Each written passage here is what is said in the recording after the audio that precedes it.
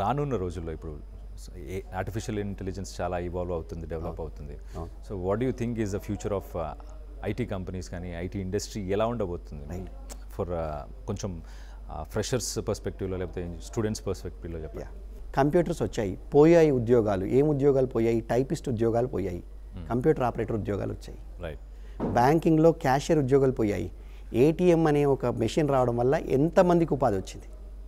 ATM machines పెట్టేవాళ్ళు, సెక్యూరిటీలో రకరకాల ఉపాధులు. అలా కంప్యూటర్ ఇండస్ట్రీ మీకు మన భారతదేశంలోకి దాదాపు 30 లక్షల డైరెక్ట్ ఎంప్లాయ్మెంట్, దాదాపు 1.5 నుంచి 2 కోట్ల ఇండైరెక్ట్ ఎంప్లాయ్మెంట్ తెచ్చింది.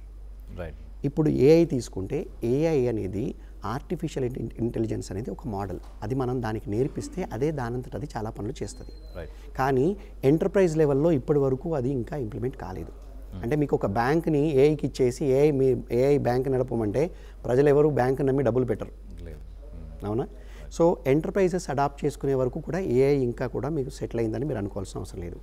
కానీ ఏఐ వస్తుంది, ఏఐ వచ్చి కొంతవరకు తీసేసుకుంటుంది.